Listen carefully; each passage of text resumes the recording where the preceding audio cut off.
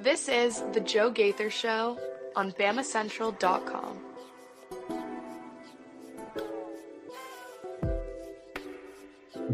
Good afternoon, Tuscaloosa, Internet world. How are you doing out there? This is The Joe Gaither Show on BamaCentral, BamaCentral.com, your Sports Illustrated home for your Alabama Crimson Tide, covering all things Alabama.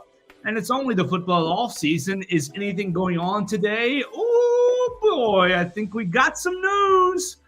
I think we got our guy. The smoke is rising from Malmore Center. I think Greg Byrne is landing, N1UA fairly soon, and he's going to have a new football coach in tow. We are going to get into it right here on the Joe Gaither Show on Bama Central and BamaCentral.com. We appreciate everybody watching us on YouTube, Facebook, and Twitter, listening to us on Apple Podcast, Amazon, and Spotify. You can subscribe, rate, and review the show wherever you get your podcasts. We'd appreciate that, and you can always connect with me at Joe Gaither 6 on all the social media machines, Facebook, Twitter, Instagram, Snapchat, TikTok, anywhere you want to hang out with me at Joe Gaither 6. You can send your comments, questions, queries, and complaints.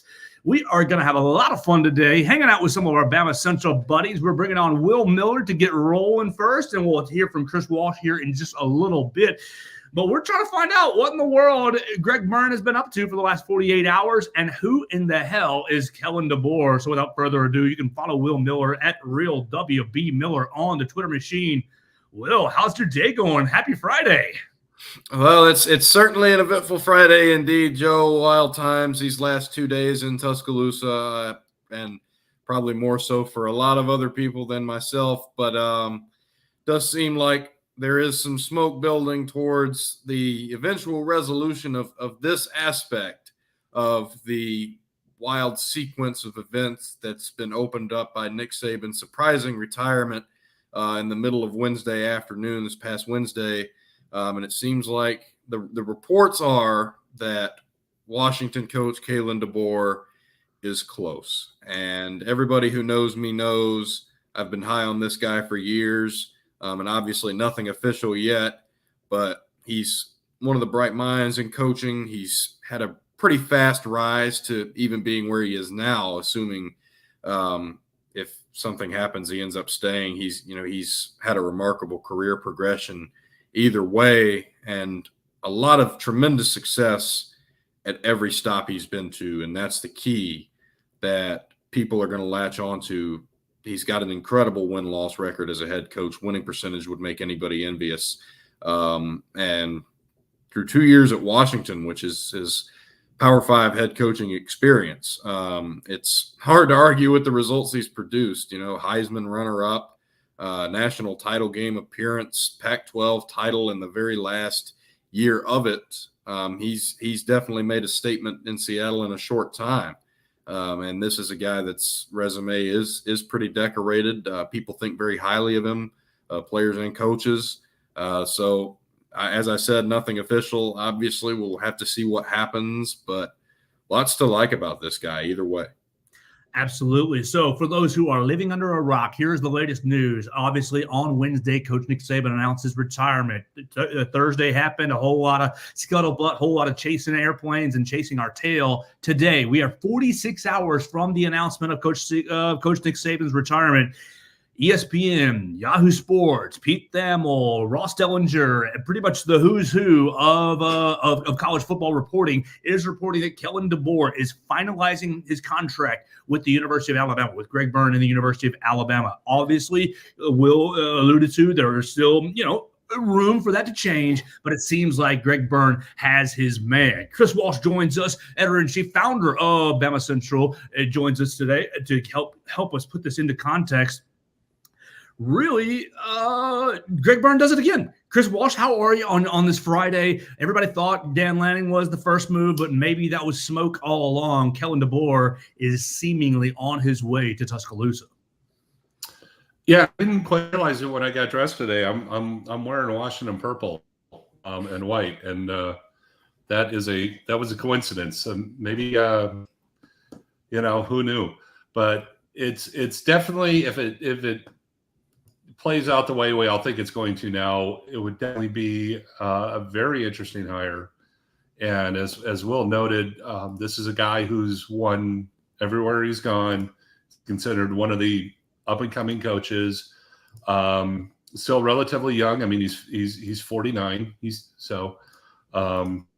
And it'd be very interesting that Alabama won with an offensive coach and somebody who has had a lot of success in that area, and that's the way that the game is going right now. So if this does happen, the first thing I'm going to want to know is who's going to be the defensive coordinator, and there's kind of diving into this guy and learning about him. I would think that he would be trying to bring a bunch of people with him, which that's a part of the business that I absolutely hate. It's going to be all the other people who are going to be suddenly looking for jobs. But I mean, it's a big time coach. It's an up and comer. It's very much in the Greg Byrne type of hire. And I think a lot of Alabama fans are going to be scratching their heads a little bit on this guy initially, but I think they're going to get excited about him pretty quickly.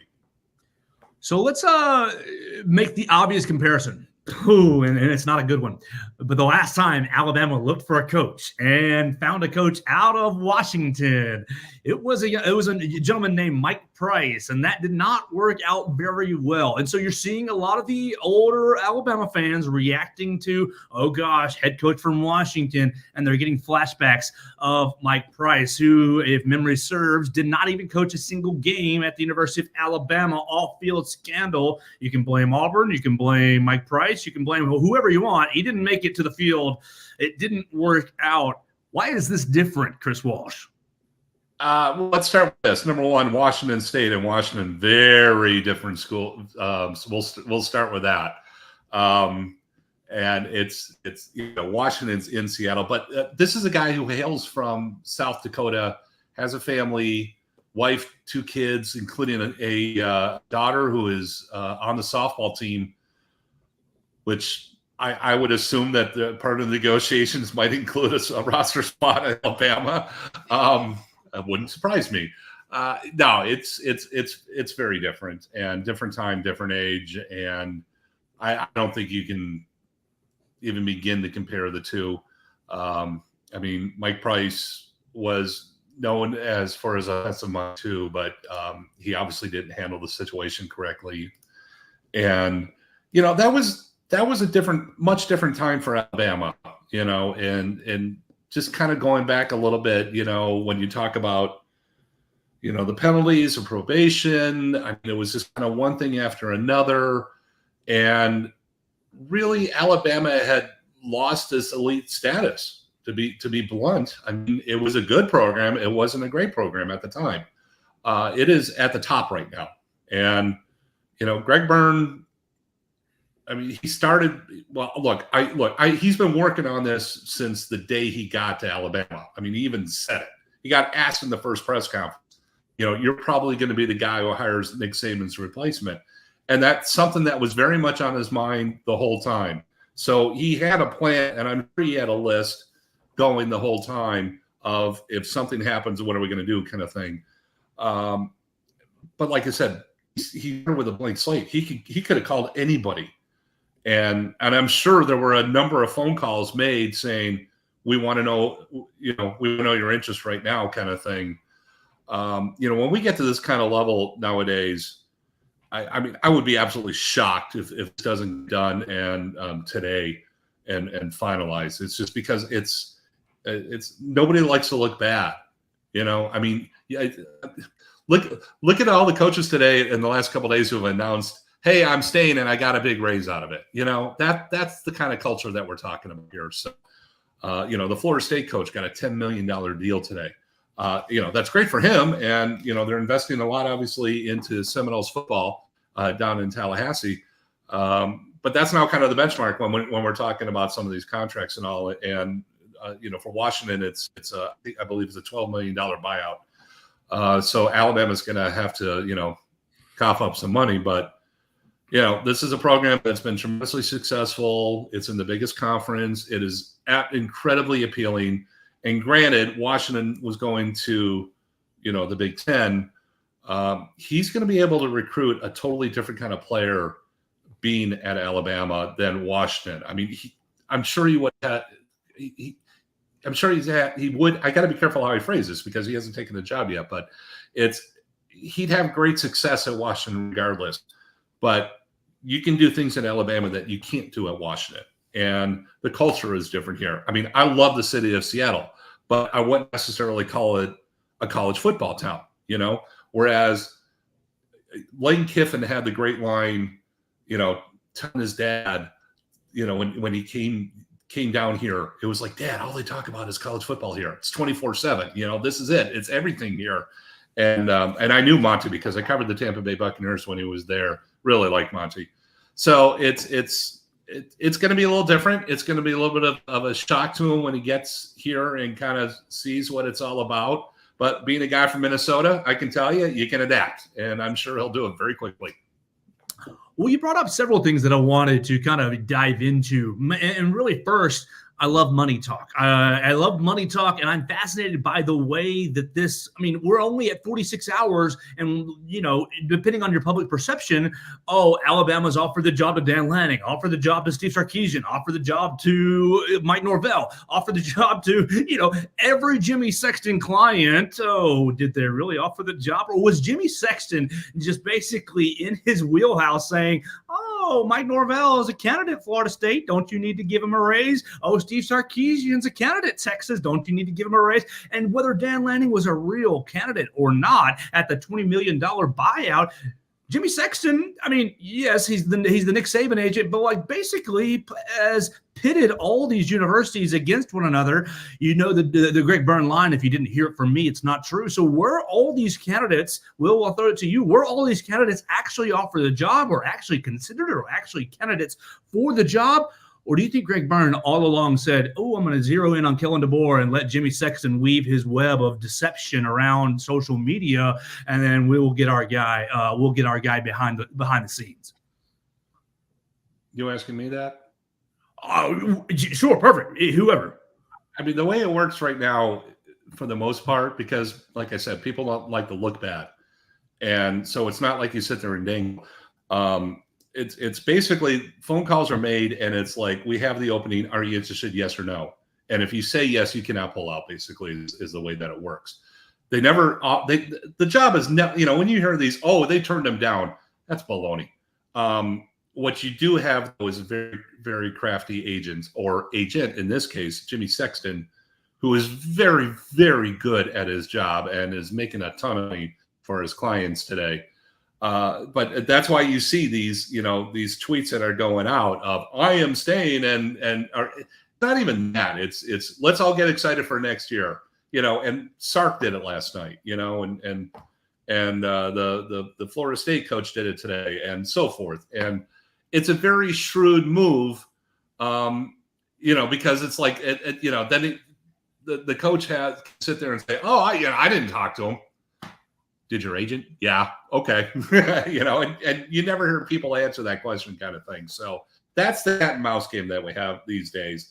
And it's all, how you're being portrayed and you have to have plausible deniability at the same time. So it's let them play their game. It's the kind of thing that drives me nuts, to be honest. But it's for the fact that it's out there. Even the Associated Press now at this point is reporting that they're close to a done deal. I'm going to be shocked if this doesn't happen, very, very soon. Will, you opened up your reaction by talking about being a longtime fan of Kelan DeBoer. You're going to see a lot of Alabama fans saying, he only had 2 years at Washington, only one Pac-12 championship. He lost in the national title game. Where's his experience? All his experience is in NAIA at Sioux Falls. What would you? How would you quell their concerns about the inexperience of Kelan DeBoer at the top level? Go ahead, Chris. Apparently, Washington has called a team meeting. Oh boy, that is another sign is on the wall. He's probably going to let them know. Well, so yes, Chris Walsh reporting right here on the Joe Gaither show. I'm not reporting. It's a station out of Seattle. is reporting that a team meeting has been called for 1:30, I would assume Pacific Coast time, so 3:30 our time. Right. So Little now we more than have an at hour least from now. there you go. Okay, well that's a good sign for this continuing to move down the tracks. Will Miller, how would you quell the Alabama fans who think that maybe Kelan DeBoer won't be ready for the bright lights in Tuscaloosa because he doesn't have enough Power 5 experience? Well, that's a great question, Joe, and I'd love to answer that on a multifaceted level. First of all, to circle back to your previous question about Mike Price and Washington State and what happened 20 years ago, I think Kelan DeBoer is fully abreast of how massive this is. I don't think there's any more of a coach purportedly not understanding how big the opportunity is, the seismic nature of the job, how it affects the whole landscape. Kelan DeBoer understands, and everybody understands what a big deal this is. So that's first thing. If you have somebody that's on board with that, it's already a positive step, because you definitely don't want somebody taking on one of the most consequential hires in the history of college football without understanding the magnitude of it. Second off, DeBoer has demonstrated success in multiple areas, not just winning games. You've got to remember, he's had some pretty good players on the team. I mean, he became acquainted with Michael Penix at Indiana, and now Michael Penix went on to join him in Washington to massive success, really changed the landscape of Penix's career.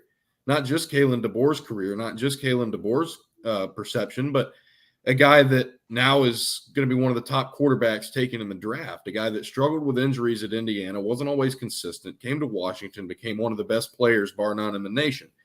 Fresno State, too. He had some dudes at Fresno State. Everybody knows Jake Haener, right?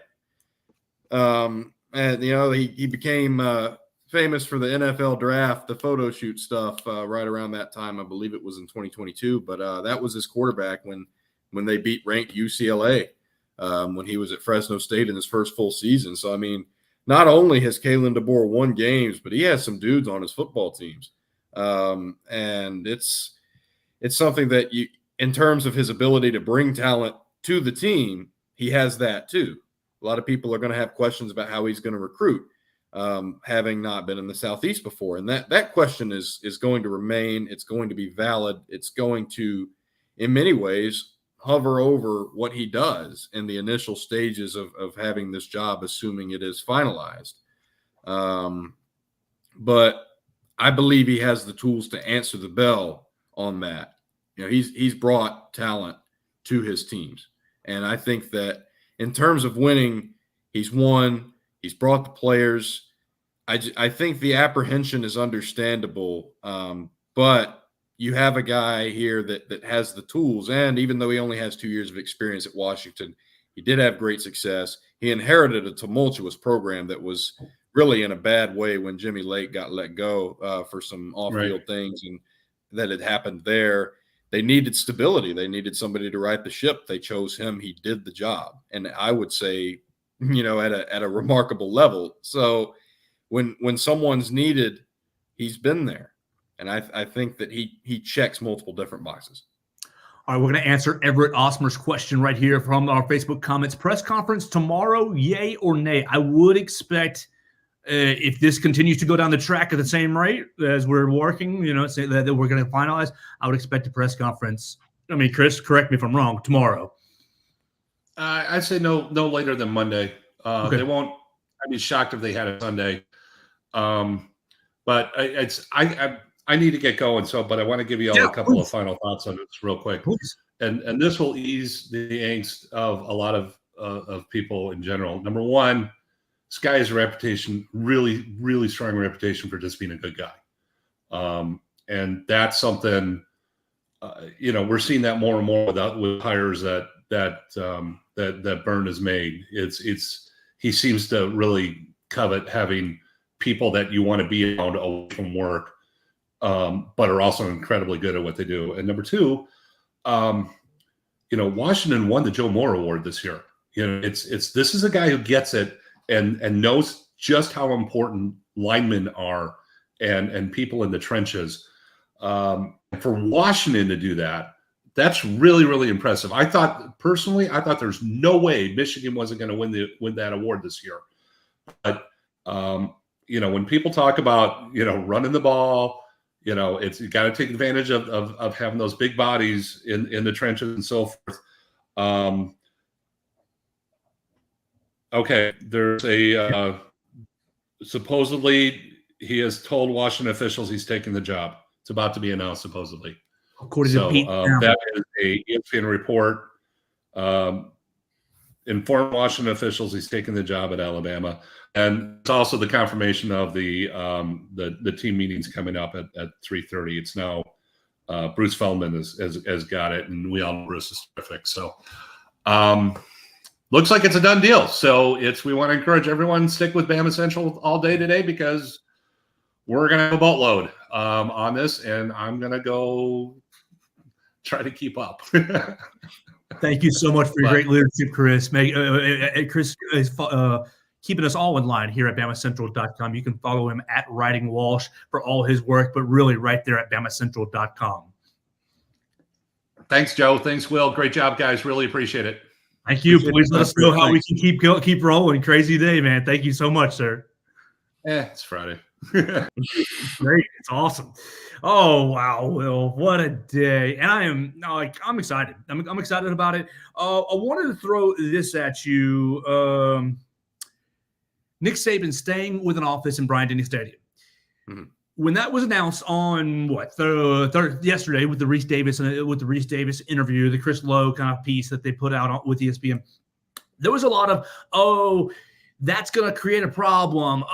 The new coach is going to have Nick Saban looking over his shoulders. And I was subscribing to that just a little bit. I thought that might be concerning. And there was a part of me, Will, that thought, that's just a name. Coach isn't going to use that office too much. He's going to hang out in Florida. He's going to hang out on the golf course. He's going to be busy doing big picture type stuff.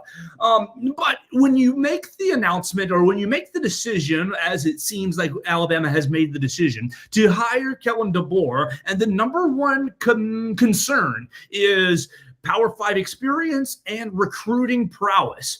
Well, what better person do you want right next to you to say, "Hey, I need a little help getting into this high school. Can you call him? I need a little advice talking to this high school coach, or I need a little direction. Do you like this prospect?" I think that I think Coach Saban keeping the office in Bryant-Denny Stadium goes from a negative, dark cloud over the program hanging over the new coach, to a positive resource that maybe an out-of-towner can utilize to his benefit. Absolutely, Joe. I think you put it perfectly. I really do. Kelan DeBoer is going to be getting acclimated to so many new things. And for all that he has proven, for all the success he's had, for everything he's demonstrated that he's capable of doing, the face of all that shifts when you're in the Southeast and when you're in a job like this. Joe, it was Tuesday, man, and it was unfathomable to think that this job could come open, being what it is. And then, 24 hours later, the carousel began and appears to be nearing its end, but by all accounts. But I've used the word seismic multiple times. I'm going to use it again. This is just massive. It's staggering in a way. And to have the help and to have that in the building as a support mechanism is going to be a major asset for Kelan DeBoer, for his staff, however he may want to assemble that, whatever changes he might want to implement immediately, personnel-wise too, if he brings people with him. They're all going to have that at their disposal, because I would presume that Nick Saban is going to be around the program a good amount. And I know that the athletic department would probably be pretty happy if that was the case, all things considered. But it's a huge resource, and it's something that anyone would be wise to take advantage of if they had that at their disposal. I would love to have Nick Saban at my disposal for, life advice as a 21-year-old college kid. I'll take it. Absolutely. But yeah, I think it's an asset for Kelan DeBoer and his team. All right. So as we are live on the Joe Gaither Show, I believe it has become official. Chris Lowe From Chris Lowe, ESPN, Kelan DeBoer has agreed to a deal to replace Nick Saban as Alabama football's head coach. Sources tell ESPN. DeBoer led Washington to a Pac-12 title and the CFP title game in his second season at UW. He's won 11 or more games in 7 of his 9 seasons as head coach. So from Chris Lowe, it is official. Kelan DeBoer has agreed to replace Nick Saban. Here we are. It's a new day upon us. Oh, so exciting. I mean, it's mixed emotions of kind of a little sadness for watching Coach Saban ride off into the sunset. But I think, let's talk about the candidates. You got Norvell, Sarkisian, DeBoer, Lanning, Kiffin, Loxley, Smart, Schumann. So you got about 8 candidates. And then you got to scratch about 4 of them off. Smart was never coming. Sarkisian was never coming. Glenn Schumann was never going to be considered without head coaching experience. So now you're down to 4. Okay, Norvell, Lanning. I think you landed the best coach possible. I think you landed. I mean, you might have got Dan Lanning, but your biggest deal with Dan Lanning is 37 years old. So young. Only 2 years of experience in Power 5 football. Like Kelan DeBoer, but the youth is basically, I think the youth was a bigger deal with Dan Lanning and the $20 million buyout. Mm-hmm. Great Greg Byrne. Well, I mean, the youth is key, but Kelan DeBoer and Dan Lanning have one key thing in common, and that's that they're both extremely highly thought of in a lot of prominent circles coaching-wise, or at least from what I can tell. Both highly regarded individuals, great minds, students of the game, albeit on different sides of the ball. But I think that with Dan Lanning, it was a combination of things. I thought he was the clubhouse guy 100% on Wednesday night. I went to bed Wednesday night fully thinking that yesterday would pass and he would be named the coach. But I think it came down to a number of factors. I think the buyout was onerous, $20 million. That's not chump change. I know, people want to posit all their theories about the various financial reserves and such of the University of Alabama, but that's not a small amount of money. And even if you look at Kelan DeBoer's buyout, you knock $8 million off that number, it's still a huge gap. Second off, the youth. I mean, I think, and I was talking to my dad about this, I don't think a lot of older fans had expected, whether they're my dad's age, whether they're, even older than that. I don't think a lot of them expected Alabama to hire a 37-year-old. I think that Dan Lanning is happy in Oregon. I think he's very fulfilled doing the job in Eugene. He's shown great passion and energy since taking the job. That's continued on. And I don't think it wavered throughout this process based on what he has shared. I think those 3 things, when you combine them and you consider the urgency of the search and the process and the magnitude of it, that at this exact juncture, those factors were enough. All right, so now that Kelan DeBoer is officially the next head football coach of the University of Alabama, I've got several different topics, several different thoughts. First, the news that kind of broke today, Isaiah Bond going into the transfer portal.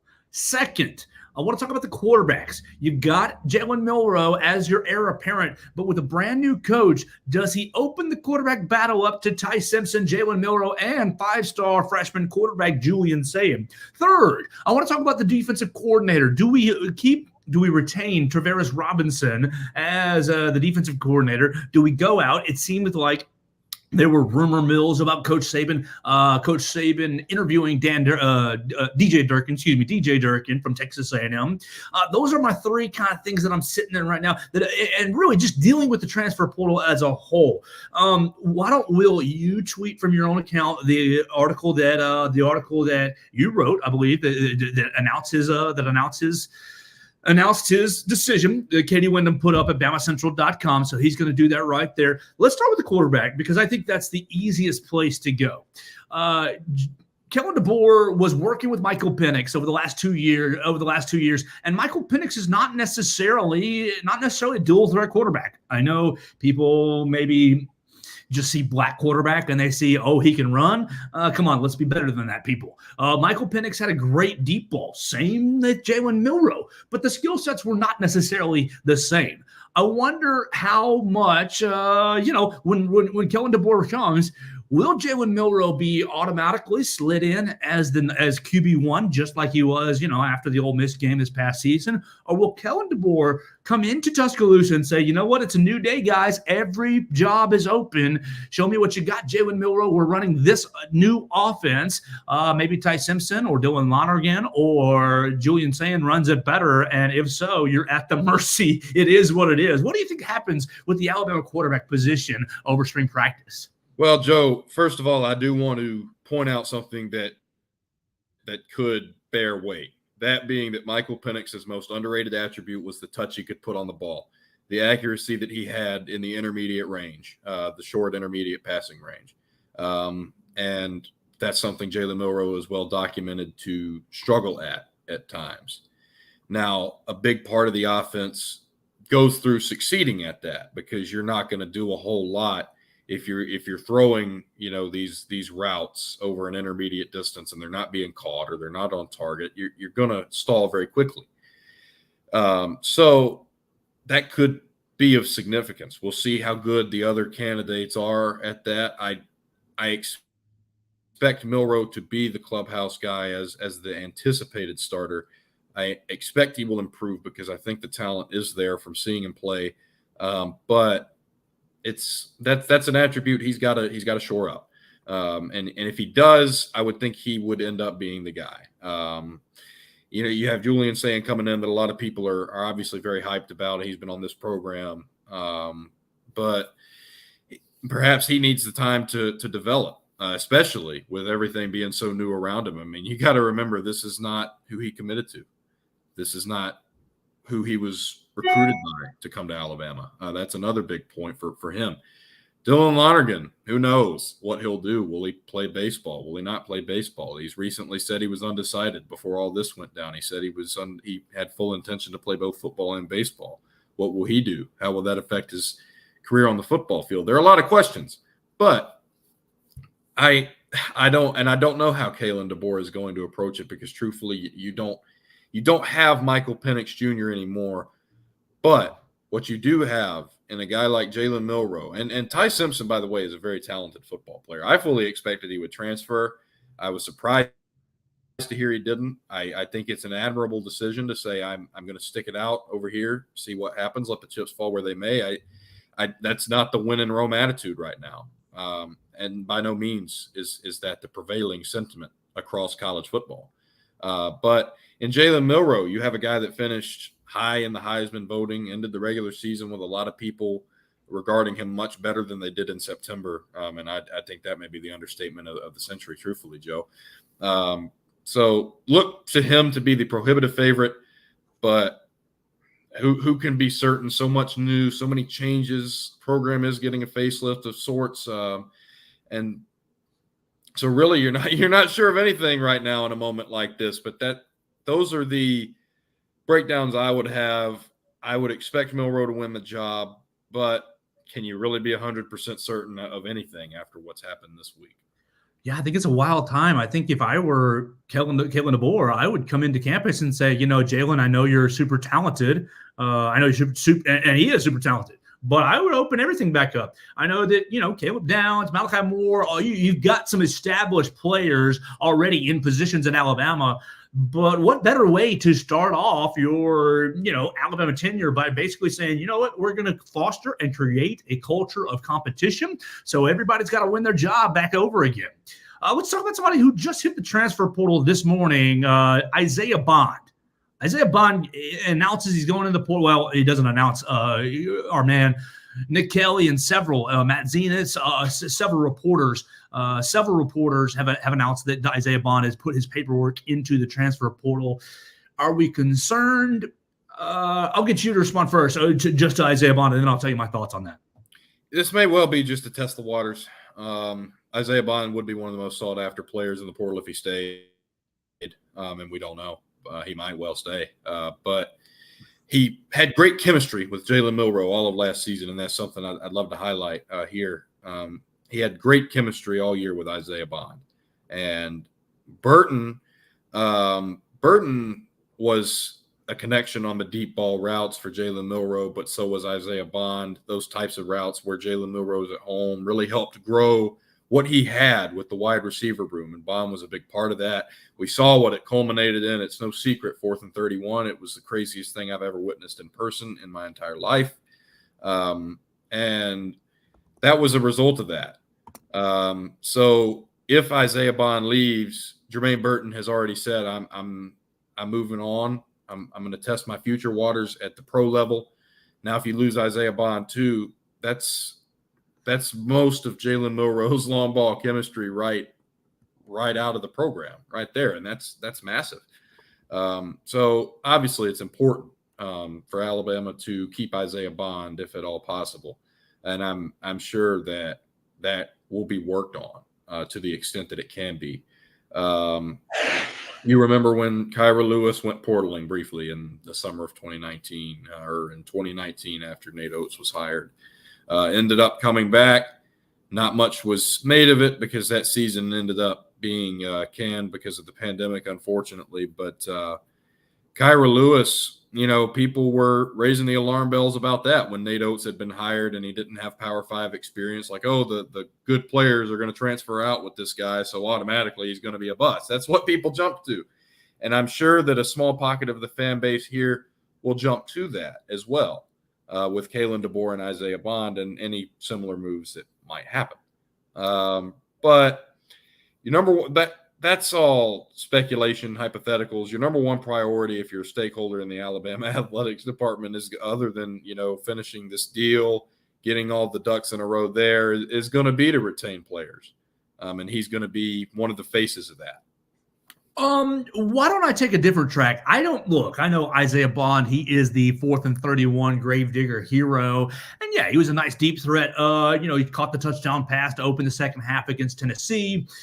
But let's be honest with ourselves. Were the Alabama wide receivers very elite this year? Were the Alabama receivers dangerous as a whole? Was there anyone that you could go to in a clutch situation, like a 3rd and goal in overtime?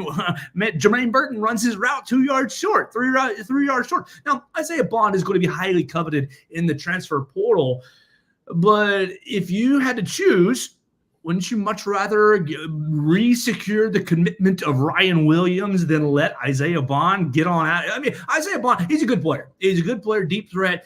I just don't know if he's going to be worth crying over. Player retention is going to be very important as Kelan DeBoer comes into town and starts meeting with these players and outlining their plans. I'm kind of the opinion that Isaiah Bond is using this moment to maximize his value, both leveraging the University of Alabama and seeing what kind of offers he can get in the transfer portal. But as an analyst, I'm not really I don't see that as a massive loss. The only loss is really the experience factor, not necessarily the overly talented player factor.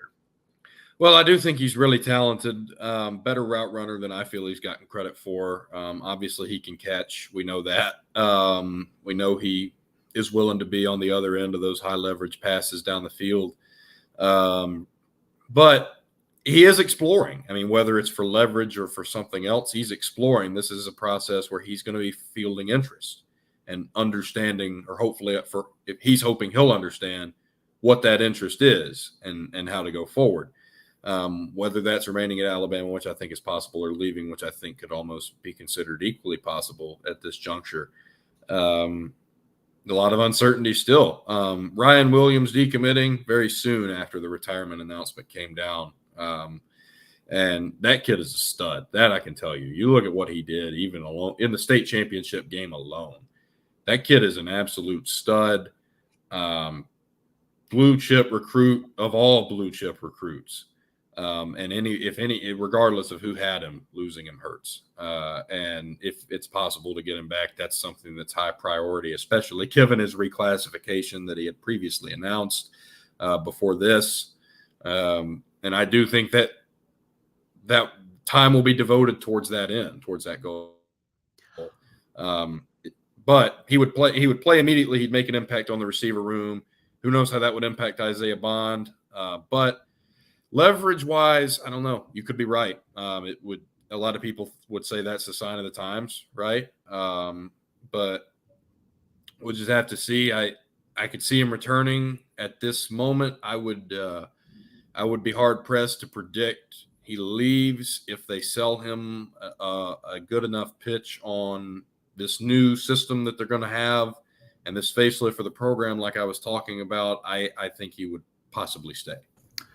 Well, let's welcome in a new friend, Mr. Tom Brew. He writes and owns HoosiersNow.com. You can follow him on the Twitter machine at Tom Brew Sports. Big thanks to Chris Walsh for setting us up with Tom Brew. Tom covered Kelan DeBoer at Indiana. Tom, thank you so much for your time today. How are you, sir?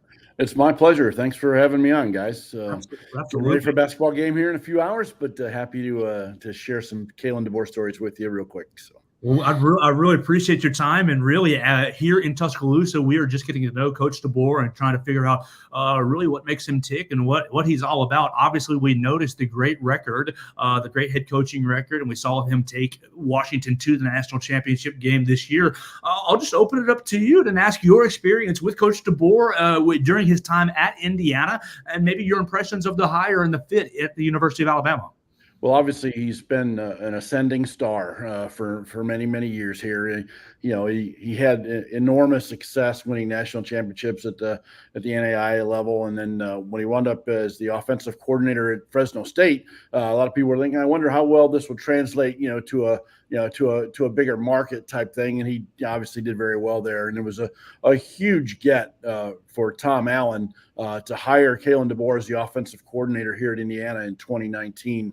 Allen had taken over a few years earlier, and it had been a real problem. Mike DeBoer, you guys all remember him. He kind of swung and missed here as an OC, and so hiring Kelan DeBoer was a big deal. But there was sort of the same questions. Well, can his offense work in the Big Ten? And Indiana, which is as the losingest program in college football history, he came right in 19 and won. They went 8-4. Could not beat Ohio State, Michigan, or Penn State that year. Lost a tough game to Michigan State, but they beat everybody else. And had the second-ranked offense in the Big Ten, and scored points at will. He inherited a relatively decent offensive line and had all sorts of weapons to work with, including Michael Penix Jr., of course, who was his quarterback at Washington this year.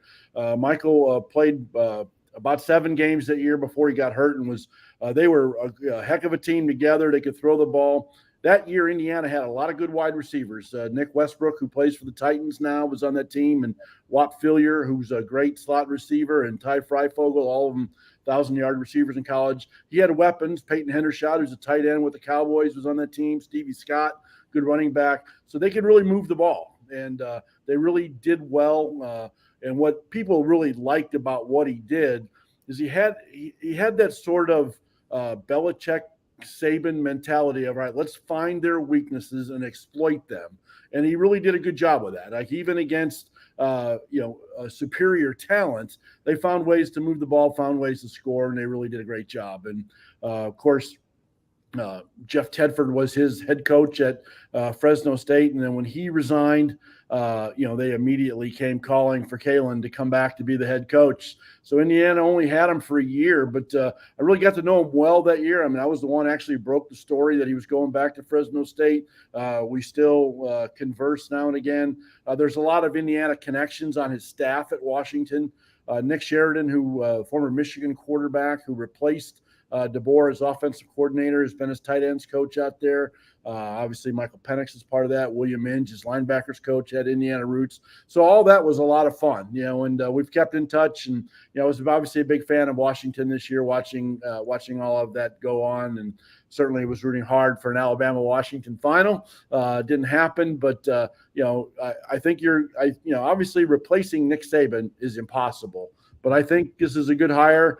He will be very creative offensively, and I think you guys he's just a great guy. I think people will enjoy him as the person as well. Well, we've gotten to know Coach Saban over the last 17 years, so it's going to be very different having a new coach come into Tuscaloosa. Can you speak on maybe his process as a football coach, or his approach to the game? We all know Coach Saban was a daggum machine. Get up at 5, get to the facility, work 14 hours, recruit his tail off. Everything it seems to indicate that Kelan DeBoer is a great X's and O's coach, and you already kind of outlined his ability to game plan against opposing teams. Do you think that maybe the magnitude, or do you have any concerns that the magnitude of the job will be too much for Kelan DeBoer in the bright lights of Tuscaloosa? Well, and there's no other job like the Alabama job, in my opinion. Obviously we paid very close attention to that for many, many years, and certainly in the last his time there. So, and obviously he's not Nick Saban. So, I don't know. What you guys tell me? For 30-40% of the people in the state of Alabama, he's got no chance coming in, right? So, and then there's another 30-40% who are excited about it and curious to see how it all goes, and 20% that just will leave their blinders on and see what happens. I mean, he's a very good coach. Period. Like, he understands the game. This process of moving up the ladder, I think has worked well for him. And obviously at Washington, the Pac-12 is what it is. But to me this year, like the Pac-12, I thought it was a good league because there was depth. It was deep. Like even the 8th, 9th, 10th, 11th teams in the Pac-12 were good, good enough, that you needed to be well prepared for them. And he's always well prepared. He really lets his defensive coaches do his thing. Ryan Grubb, his offensive coordinator, Michael Penix and I have talked a lot about him. Is like, Kelan really let Ryan do things too. I mean, obviously he was very much involved in all that stuff, but he knows what he's doing as a head coach. He knows what he's doing operating a program.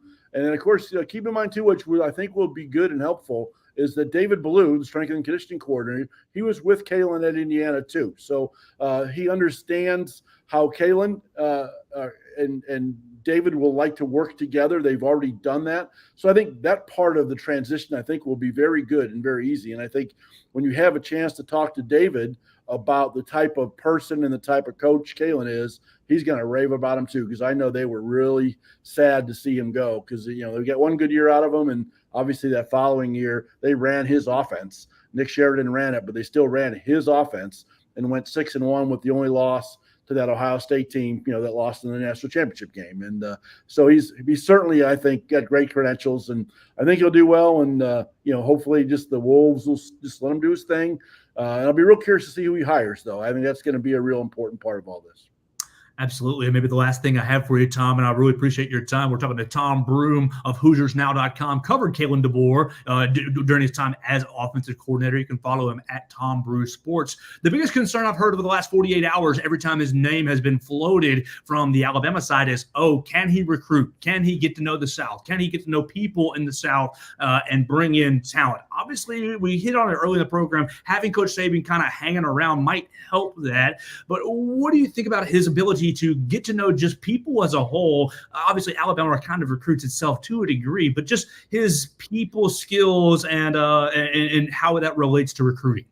Yeah, I think he'll be fine. There's obviously adjustments to be made there, but I think like some of these the current recruits, especially the offensive guys, are going to love his system. So I think he can recruit the current guys pretty well. And even the decommit, I'd be curious to see where that decommit goes, like, things like that. But at Indiana, when the year he was there, they recruited Florida really hard. And then, they're two, like the receivers I mentioned earlier, Nick Westbrook, Wap Phillier, Tampa, Orlando guys, Ty Freifogel, Mississippi guy. Like, they spent a lot of time down in the South too. So he'll do that. People are going to like him. He's just a genuinely good person. So that's all part of it too. But yeah, it helps that Alabama does kind of recruit itself, but I think he'll be fine. And it's obviously, this timing is good, because I think, obviously it looks, I haven't looked at Alabama's class really, really close, but it looks pretty full. Like, I don't think he needs to worry about anything in the next few weeks other than they already enrolled, as far as I can tell. They're all there, not going anywhere, So then, how quickly does he dive into the class of 2025, and what sort of coaches does he retain on the Alabama staff? I mean, that's going to be interesting to see for me too. I think he'll be just fine. He's not the snake oil salesman type guy. He's a genuine good guy. He'll enjoy being around people, and I think you guys will enjoy spending time with him. Well, I'm really looking forward to getting to know him. Tom, thank you for joining us today, giving us a little insight. Let everybody know about HoosiersNow.com. You guys are covering Minnesota against Indiana tonight. Yep, so exactly. tell everybody about the Hoosiers. Yeah, Christopher and I go way back. I've run our Indiana site for 5 years now, and it was actually Christopher Walsh who set me up with the bosses at the time to get it rolling. Alabama had started the year earlier, and so we've been busy with Indiana.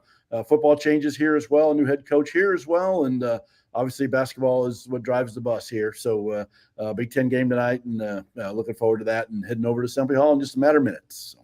Thank you so much for your time. Great to connect with you, Sarah, and hopefully we can do it again soon. Maybe keep talking about Kelan DeBoer and David Ballou. Absolutely. Roll Thank Tide. you so much, sir. Yes, sir. Go Hoosiers.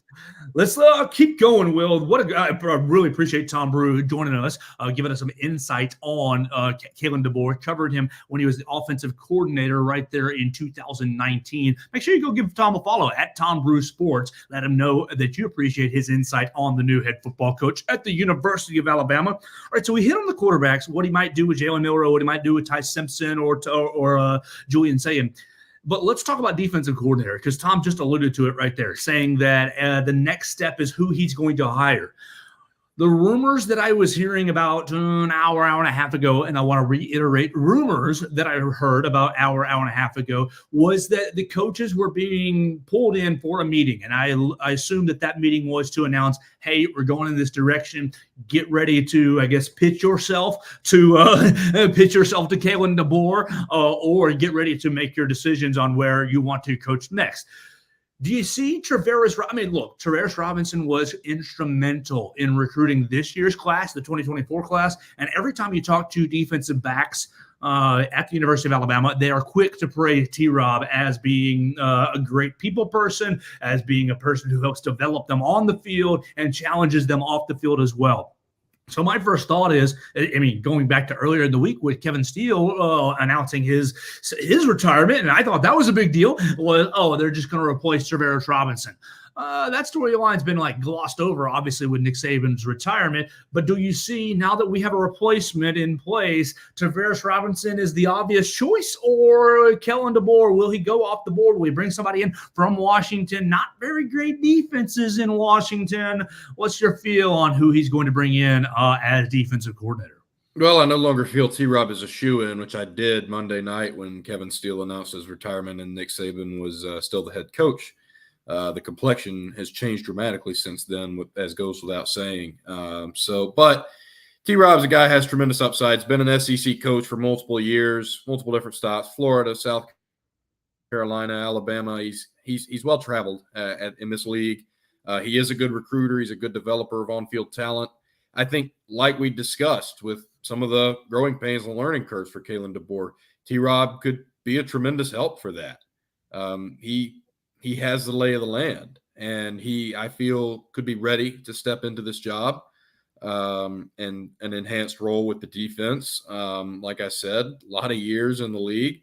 So that experience is important.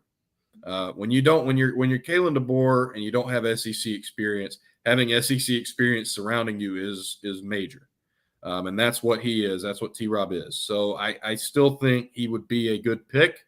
Is it clear-cut and obvious that he will be? That is no longer the case. All right, the other bad comparison that we've been seeing over the last 48 hours is Brian Harsin. Oh, the last time somebody from up north came to Alabama. It sounds like from Tom that personality-wise, Kelan DeBoer and Brian Harsin might be polar opposites. I'm not going to go too much into Brian Harsin here, but yeah, it's not the same. It's apples to oranges. Brian Harsin, he will say had some difficulties when it came to recruiting.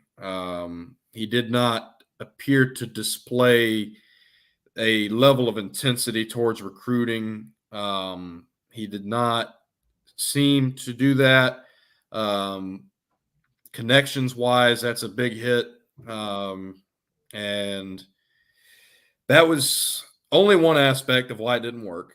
The dynamic at Auburn is different. There was a lot going on at that time. We remember Kevin Steele was the guy that a lot of people had their signs in the air for when Gus Malzahn was let go, and Alan Green, the athletic director, who was also Nate Oates' athletic director at Buffalo once upon a time, decided to go against the grain and tab Brian Harsin, who'd had good success at Boise State. He wasn't what Chris Petersen was. He never had the high flying, beating top 5 teams seemed like once a month, like Kellen Moore did with Chris Petersen as his head coach. It's weird how all this connects because Chris Petersen was, the Washington head coach shortly before Kelan DeBoer, even though there was a guy in between them. And Boise State. All this connects. It's so weird how this all circles back around. But in terms of Brian Harsin, I don't feel it could be more different. And recruiting wise, Kelan DeBoer is going to hit the ground running. I think he has the passion towards that to make it work. I think, people skills, and I don't know either of the guys personally, obviously. But all I know is what I've heard and what I've read, and from those, I think it is going to be completely different. Last thing for us, as we're right at 55, do you think that Kelan DeBoer is going to let us go to practice? That's my selfish. That's going to be the question on a lot of people's minds, Joe. I'm glad you said it. That's my selfish angle. I'm sorry to the listeners and viewers. It's a fair question. It's a completely fair question. I mean, the vultures are going to be circling, metaphorically speaking, waiting to pick apart anything that he does from a fan base standpoint. As it relates to the media, I don't know. Kelan DeBoer, I think, will do some things differently. Whether that's one of them is to be determined. It wouldn't shock me if there was some availability there, more so than has been in the past. It wouldn't shock me if there wasn't. And all that's to say, I think he's going to be uniquely aware of the pressures of the job. How he might respond remains to be seen, but he is going to be aware of it, and that could extend to not allowing the media to have that access. Well, Will, we're right at 56. We need to respect our listeners and viewers' times and wrap this bad boy up. We appreciate everybody watching us today. We appreciate Tom Brew and Chris Walsh joining us in the program. Make sure you follow Tom Brew Sports and Writing Walsh on the Twitter or X machine. Follow my friend Will Miller at Real WB Miller. Will, I hate that your gymnastics piece got washed out today. If you guys are interested in gymnastics, Will Miller wrote a great feature this morning for BamaCentral.com. The gymnastics team is in action tonight right here in Coleman Coliseum. I'll be there to follow the Missouri side of the coverage. Katie Wyndham will cover the Alabama side of the coverage. So we'll be covering other sports, and we'll get into Alabama basketball against Mississippi State as well tomorrow. As the guys are going over to the hump to try to stay 3-0. Just a little tidbit: Mississippi State just beat the number 5 team in the country, Tennessee, at home, so they are hot. It's a huge weekend for other sports as well. Will, you got any final thoughts you want to leave the people with as we get on out of here? Well, I do. It's been a hectic week. It's been an unprecedented week, and it's definitely been an experience. You'll never forget this. You'll never forget where you were. You'll never forget what you were doing. And that's from, Greg Byrne and Stuart Bell from the top on down for everybody. I do want to share that I did just have a story go up about Kelan DeBoer's background and what he's done in his coaching travels up to this point that I'd really appreciate the people taking the time to check out. I've kept up with this journey for multiple years now. I've been very high on him for a long time, and mean a lot to check that out. I'm really excited about it. This is obviously a huge move that we will have much more on in the near future. So stay tuned. BamaCentral.com. Stay tuned to this program, all our social channels. We will have it going on. That's for sure. I can't wait for it. It's going to be a great weekend. I might do a little special show tomorrow. Look, it's crazy times right here in Tuscaloosa, and I'm exhilarated to be a part of it. Thank you to everybody watching and listening to us. Thank you for everybody who sent me text messages through the week. Who's it going to be? Everybody who's DM'd me. You can connect with me at Joe Gaither 6 on all the social media machines: Facebook, Instagram, Twitter, YouTube, TikTok, Snapchat, whatever you like, at Joe Gaither 6. Subscribe, rate, and review the program on Apple Podcast, Amazon, or Spotify. Of course, keep up with Bama Central at BamaCentral.com, at Bama Central on the X machine, at BamaCentral SI on Instagram, and at Alabama Crimson Tide on Sports Illustrated on Facebook. That's going to do it for our show today. We appreciate Tom Brew, Chris Walsh, and Will Miller joining us. We'll be back with more as everything rolls in on BamaCentral.com right here on the Joe Gaither Show on Bama Central and BamaCentral.com.